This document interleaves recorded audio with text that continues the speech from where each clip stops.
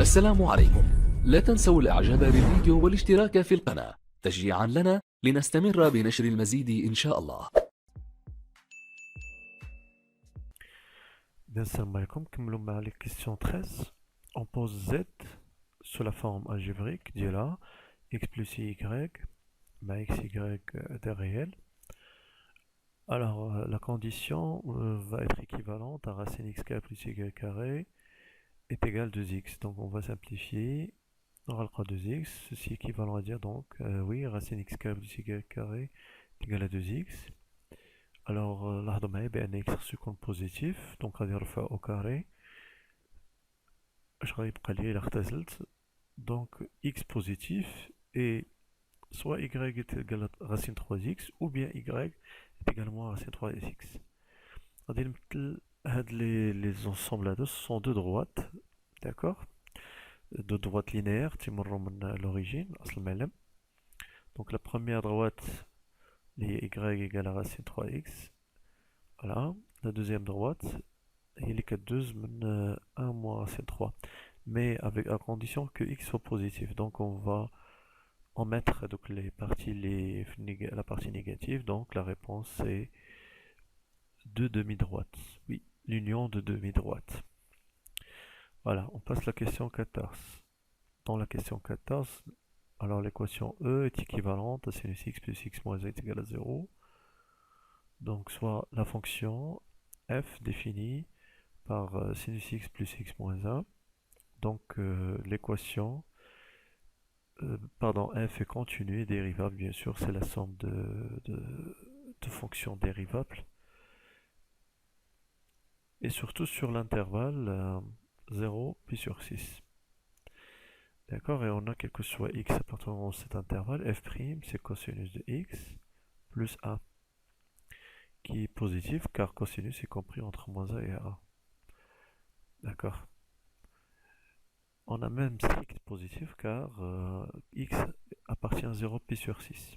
Donc la fonction f' ne s'annule pas. Donc f est strictement croissante sur l'intervalle 0 pi sur 6. Voilà. Donc vous avez compris, je vais donc formuler les conditions du TVI. Alors je vais calculer les deux images. Donc f de 0 c'est moins 1 négatif, f de pi sur 6. On va trouver c'est pi sur 6 moins 1 demi.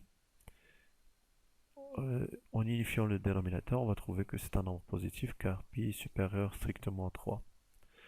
Donc d'après le TVI, l'équation E admet une seule solution sur l'intervalle 0 pi sur 6. Ou bien une solution unique, bien sûr, sur l'intervalle 0 pi sur 6. Donc la bonne réponse, c'est la réponse A. Voilà, on passe maintenant à l'exercice, ou bien à la question 15. Alors, calculons d'abord la limite quand x tend vers plus l'infini, d'accord, de cette fonction. 1 plus exponentielle x va tendre vers plus l'infini, donc ln va tendre vers plus l'infini, et l'autre va tendre vers 0, donc c'est plus l'infini. On passe maintenant à la limite de f de x sur x. Alors, qu'est-ce qui va se passer? Donc, est égal à la limite quand x tend vers plus l'infini de ln 1 plus exponentielle x sur x moins 1 sur x facteur de 1 plus exponentielle. Bien sûr, ce deuxième terme tend vers 0, c'est évident, quand x tend vers plus l'infini, car exponentielle x tend vers plus l'infini et x tend vers plus l'infini.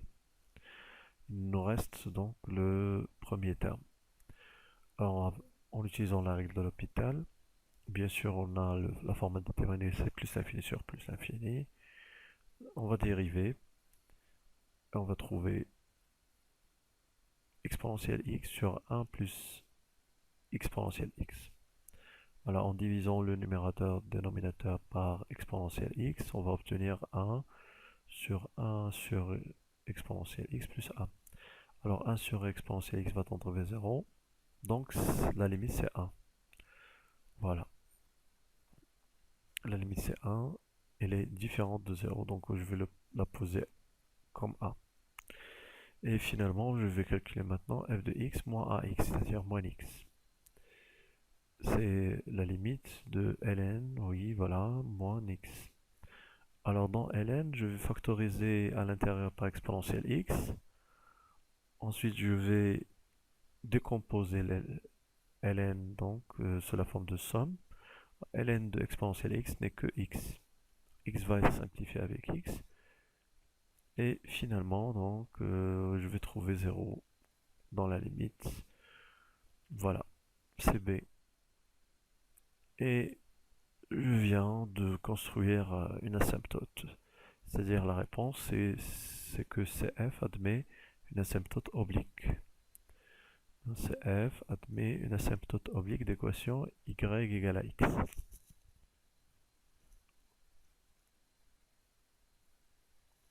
Voisinage de plus l'infini, bien sûr. Voilà. On passe à la question 16. Soit g, la fonction définie par, etc. C'est g dans la courbe représentative. Choisir la bonne réponse. Voilà. On a x associé ln de 1 plus x est dérivable sur son domaine de définition qui est moins 1 plus l'infini. La fonction 1 sur 1 plus x est dérivable aussi sur son domaine de définition. Voilà, ce sont des fonctions usuelles. D'où g est dérivable sur l'intervalle moins 1 plus l'infini et en particulier sur l'intervalle 0 plus l'infini fermé. Donc, qu'est-ce qu'on constate? On constate que g' de 0 existe, c'est-à-dire g est dérivable en 0 en particulier. Et on va voir par la suite que g' de 0 c'est 0. Donc, le premier choix n'est pas convenable. Le premier choix dit que la fonction CF admet une demi-tangente verticale. Alors en calculant g', voilà, je vais simplifier, je vais unifier le dénominateur par 1 plus x carré. Je vais trouver x sur 1 plus x carré. Voilà. Bien sûr qui est positif, car je travaille sur l'intervalle 0 plus l'infini. Alors, il me reste bien sûr des questions concernant la deuxième dérivée, donc je vais la calculer. Alors, g seconde de x est égal, je vais appliquer la règle de u sur v, donc c'est x' fois 1 plus x carré moins x fois 2 fois 1 plus x, voilà. En développant, je vais simplifier par 2x, et finalement je vais trouver 1 moins x carré sur 1 plus x carré en factorisant. En simplifiant aussi, on va obtenir 1 moins x sur 1 plus x. Voilà. Alors je vais construire maintenant, je vais dresser le tableau de variation. Le signe de g' bien sûr dépend du signe de 1 moins x parce que 1 plus x est strictement positif. Voilà.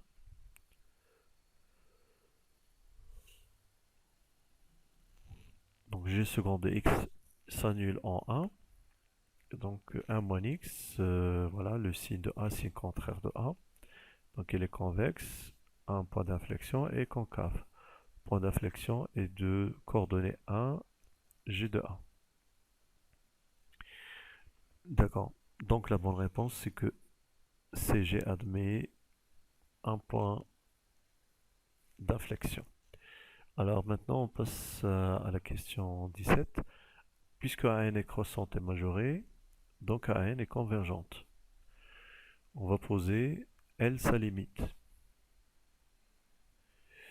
On a un résultat, c'est que limite de AN plus 1, c'est aussi la limite de AN, et c'est L.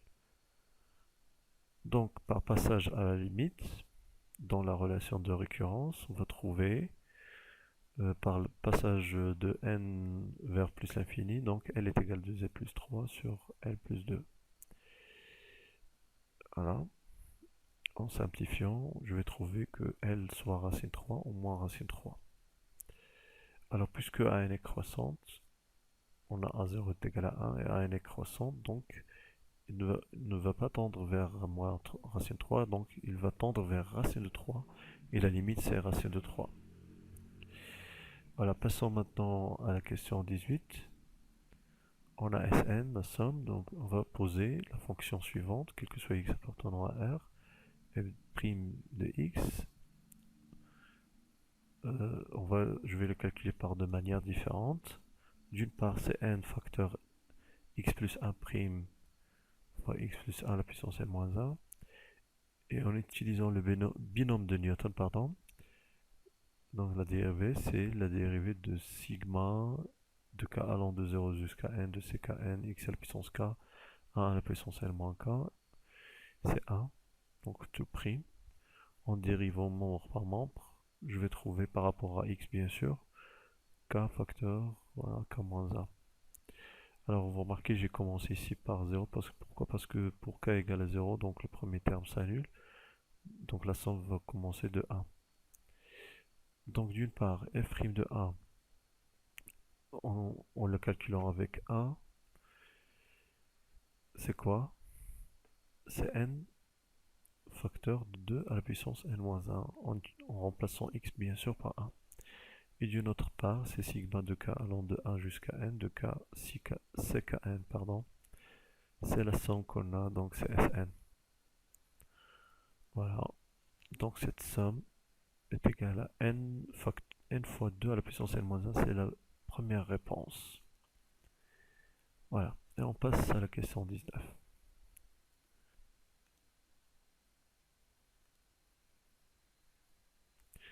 Alors, soit un la suite suivante,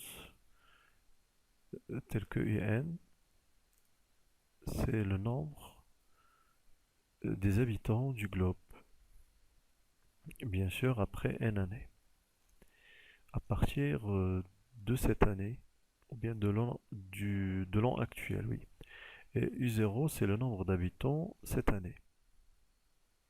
C'est-à-dire, on va commencer de compter dès maintenant, ou bien dès cette année. Alors, la relation est la suivante. Un plus 1 est égal à un fois 1 plus 2,5%.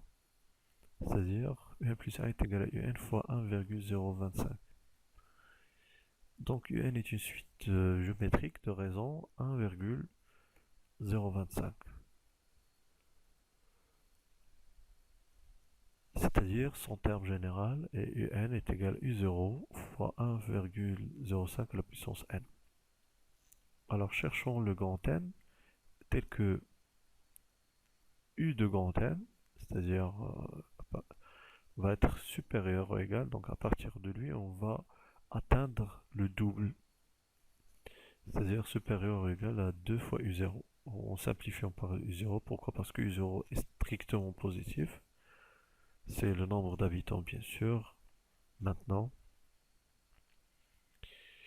strictement positif. Et en simplifiant, je vais effacer pour continuer ici. On va trouver 1,025 à la puissance n est supérieur à 2. Voilà. C'est-à-dire, en faisant entrer les ln, ln est strictement croissante, je le rappelle. Donc, qu'est-ce que je vais trouver? Je vais trouver que grand N est supérieur à ln de 2 sur ln de 1,025. Alors, 1,025 est supérieur à 1, donc ln est positif. Par suite, l'ordre ne change pas. Et voilà la bonne réponse. Donc, la bonne réponse est la première. Donc, grand N est supérieur ou égal à ln de 2 sur ce nombre. Alors, en passant à l'exercice ou bien à la question 20. Alors, pour le plan P, on va prendre ce vecteur normal. Pour le plan Q, on va prendre un autre vecteur normal. D'accord. On va calculer leur produit vectoriel.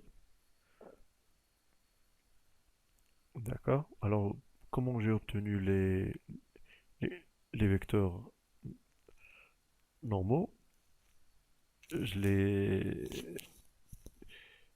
extrait bien sûr de l'équation de P et Q, c'est-à-dire les premiers coefficients A, B, C. Alors, en continuant, donc NP vectoriel NQ, c'est de I moins j plus 3k. Voilà, il est différent de, bien sûr, du vecteur nul. Alors je rappelle, si on a deux plans séquents, bien sûr, en une droite. Ici, on a par exemple ici pour P et Q. Pour P, on a un vecteur normal. On va l'appeler NP.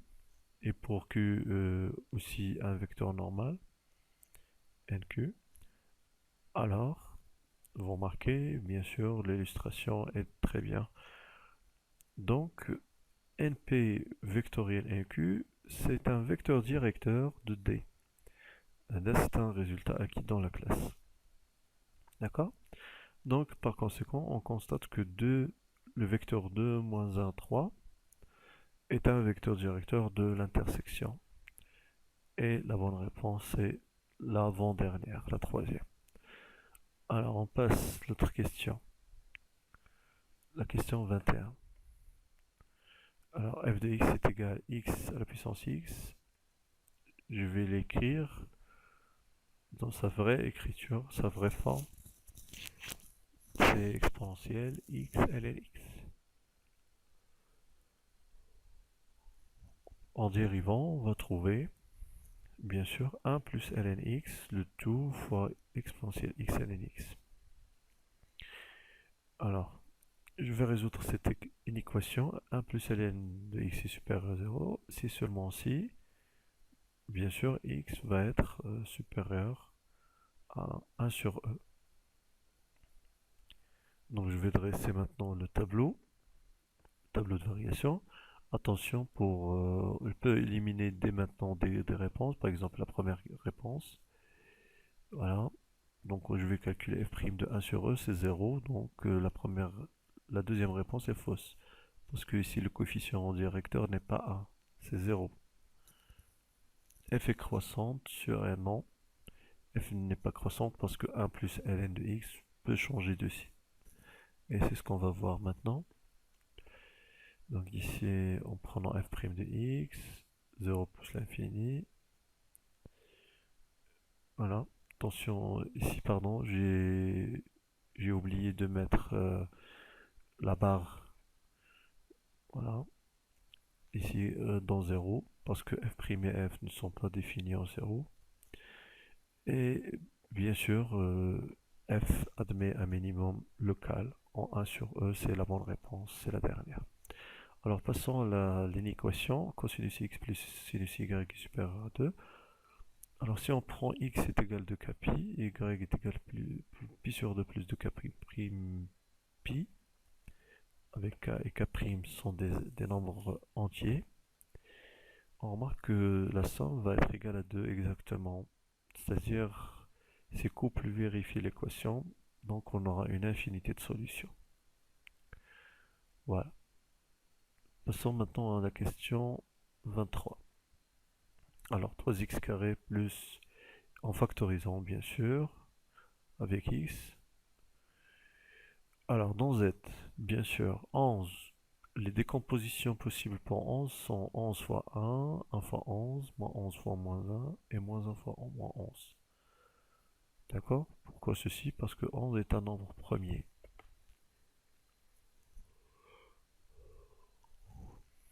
Donc on aura 3 ou bien 4 systèmes, pardon. Le premier système, c'est que soit x est égal à 11 et 3x plus y est égal à 1, x est égal à 1, 3x, etc. Voilà. Donc finalement, on aura ici, en résolvant, bien sûr, on va trouver x égale à 11, y égale à moins 32. Utilisons la substitution, bien sûr, c'est la plus simple. Ici, x égale à 2, y égale à 8.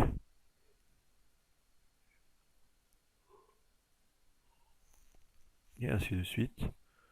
Et finalement, qu'est-ce qu'on constate? On constate qu'il y a exactement 4 solutions distinctes. Alors passons maintenant à l'autre exercice. Alors en posant n le nombre constitué de 4 chiffres de cette forme, voilà, l'unité et les dizaines sont les mêmes, les centaines et les milliers sont les mêmes. Avec AB sont des chiffres de 0 jusqu'à 9. Bien sûr, B ne peut pas être nul, égal à 0. Pourquoi? Parce que le n est composé exactement de 4 chiffres. Voilà. Alors je vais rappeler maintenant par un critère. Je vais rappeler un critère, pardon. C'est le critère de divisibilité par 11. C'est-à-dire quand est-ce qu'un nombre entier est divisible par 11?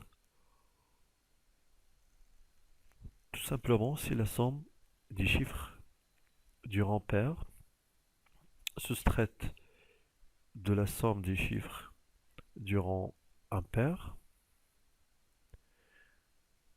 voilà, va donner soit un nombre nul, soit 0, ou bien un multiple de 11. Voilà. Si on applique cette règle à n, alors la somme des nombres dans la partie paire est a plus b, dans la partie impaire bien sûr, et c'est la même chose pour la partie paire, donc la différence c'est 0, et on constate bien sûr que BBAA, ce nombre est divisible par 11. Voilà. Je peux même l'écrire, le décomposer. On peut vérifier que, par exemple, que BBAA est égal B0A fois 11. Voilà, en effectuant la multiplication, vous pouvez vérifier aisément. Voilà, le produit. Donc n qui est égal à B0A fois 11 est égal à n carré, car on a supposé que grand N est un carré parfait. Qu'est-ce qu'on constate? On constate que B01 va s'écrire sous la forme de 11 fois un nombre au carré. D'accord? On va le poser m au carré.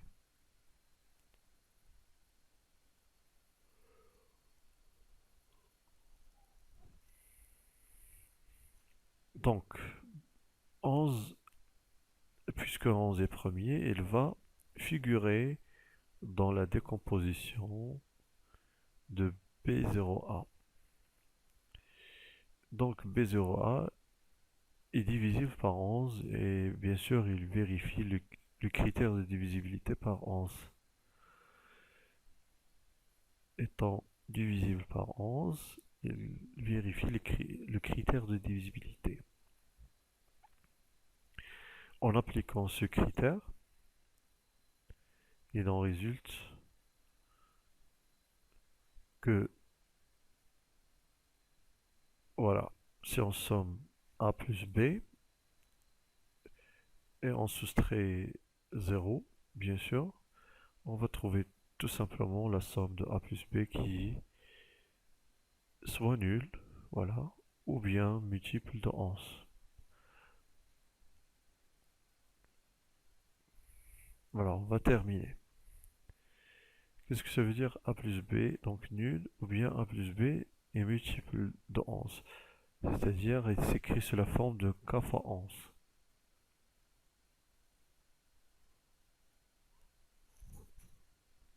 Donc a plus b impossible, pourquoi? Parce que b est différent de 0, et AB sont des entiers naturels.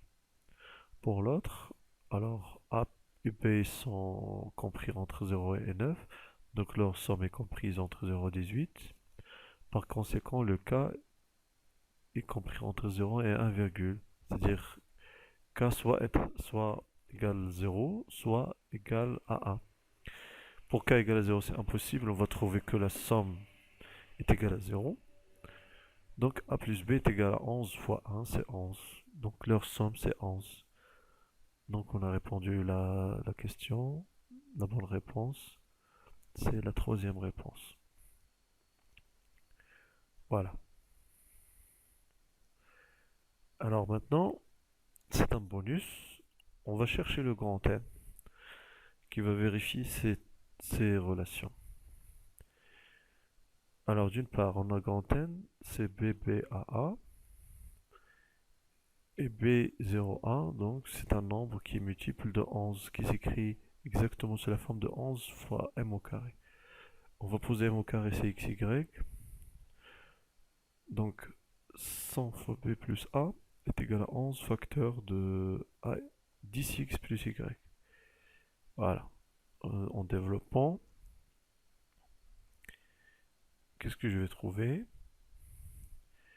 Je vais trouver tout simplement que ici, si je m'intéresse au nombre de unités, au chiffre des unités par exemple, donc le chiffre des unités c'est 0, c'est 0, le chiffre des unités c'est Y, et le chiffre des unités ici c'est A.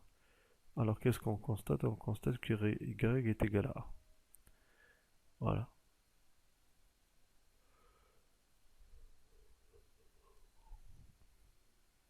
Donc en développant, bien sûr le X c'est A, le Y c'est A, pardon. En simplifiant, on va trouver B00, le nombre, est égal à XX0 plus A0. Alors pour que ce soit compatible, il faut que la somme de X plus A est égale à 10 et que X plus A est égal à P. Et n'oublions pas que A moins A c'est 10 moins P.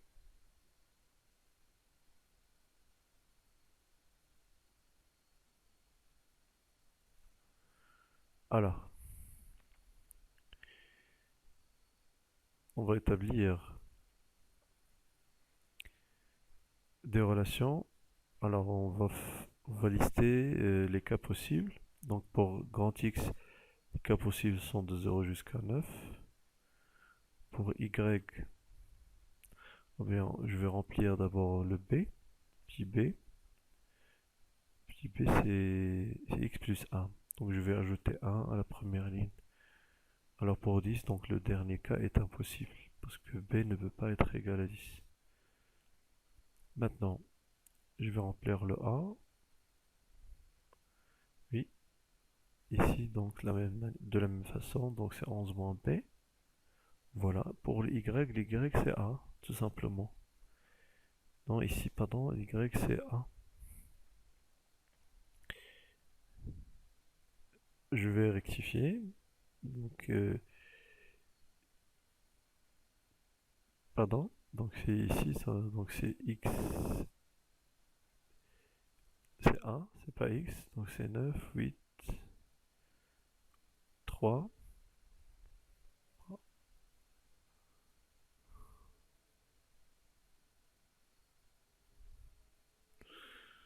Alors, les cas possibles sont donc je cherche x, y pour que ce soit un carré parfait. Alors la seule possibilité c'est que 64. Voilà, donc c'est ça la bonne réponse. Par conséquent, donc le grand N c'est quoi le nombre? C'est 7744. Alors ici écrit sous la forme 11 carré fois 8 au carré. 8 au carré c'est 64. Donc c'est 88 le tout au carré. Et bien sûr 7 plus 4 c'est 11.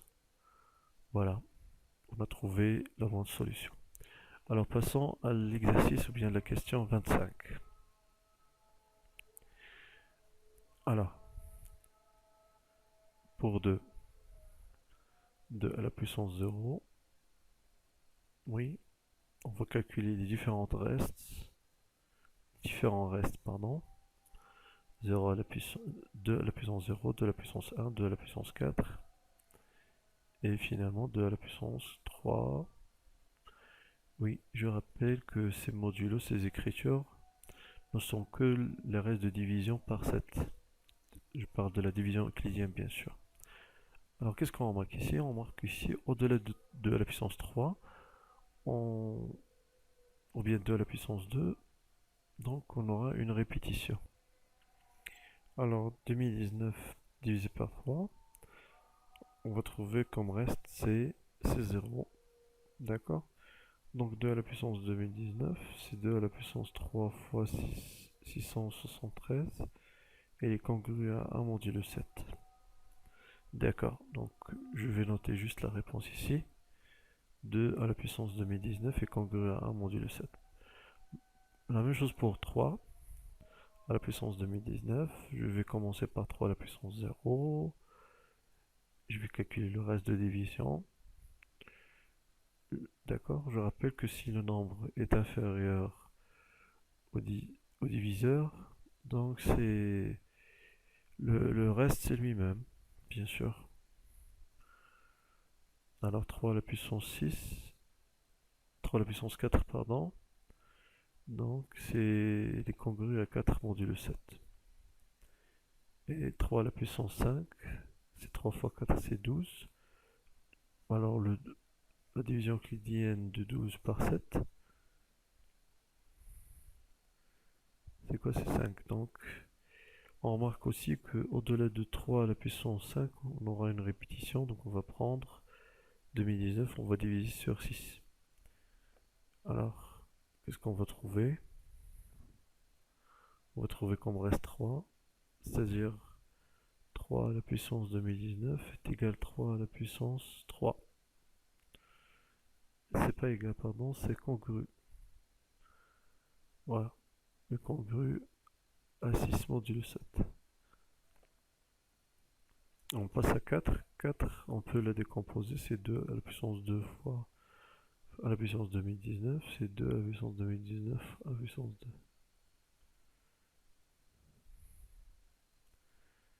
Maintenant pour 5, de même.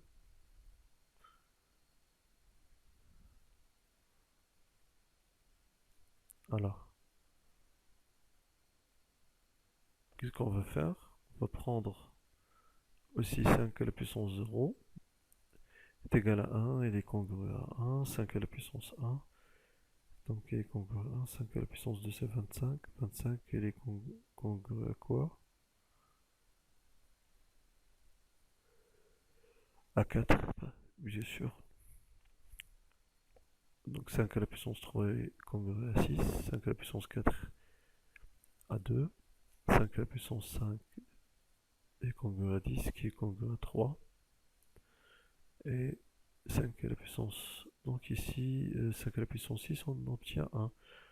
Donc en effectuant la division euclidienne de 2019 sur 6, parce que voilà, j'ai effectué la division, et donc je constate bien sûr que 5 fois 2019, d'accord? Donc 5 à la puissance 2019 est congru à 6 modulo 7. Passons à 6 à la puissance 2019, on va décomposer ces 2 fois 3 à la puissance 2019. Donc il est congru au produit de 1 et 6, c'est 6. Donc cette somme modulo 7, c'est quoi? Voilà. C'est 1 plus 1 plus 6 plus 1 plus 6 plus 6, c'est 21. 21 est divisé par 7, donc le reste de la division est 0. Alors ici on aura un problème parce qu'il y a deux réponses exactes, c'est que le nombre est nul et en même temps il est pair. D'accord? Parce que 0 est compté comme un nombre pair. Alors revenons à la question 2. On rappelle c'est quoi un coefficient d'ordre? Le coefficient d'ordre qui apparaît dans le tirage successif. Par exemple, si on veut tirer un nombre de boules, comme le suivant, c'est-à-dire il contient 2 boules blanches, 3 boules noires et 4 boules rouges. Alors c'est quoi le coefficient de... Ici je vais ajouter, donc c'est 5, je vais ajouter... Voilà. Donc c'est quoi le coefficient d'ordre? C'est n plus n1 plus n2, le tout factoriel, sur factoriel n1 fois factoriel n2 fois factoriel n3. Voilà. Alors, le nombre, deux façons de placer.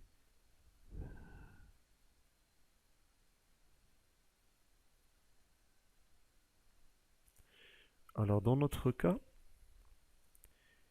Umi Meknes, donc il contient quoi? Contient deux lettres MM qui se répètent, donc de même genre, et EE de même genre aussi, mais un autre genre. Pour les autres lettres, je vais les considérer comme uniques de leur genre. Je peux aussi détailler le 5, voilà, sur factoriel 1, factoriel 1, factoriel 1, factoriel 1.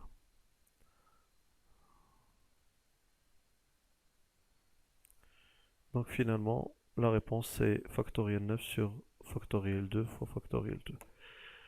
La dernière question, oui, donner une rotation qui envoie ou bien qui transforme l'un des points en l'un des points. Donc en commençant par l'égalité, voilà, on obtient bien sûr que si on a la rotation de centre A et de rayon moins pi sur 2,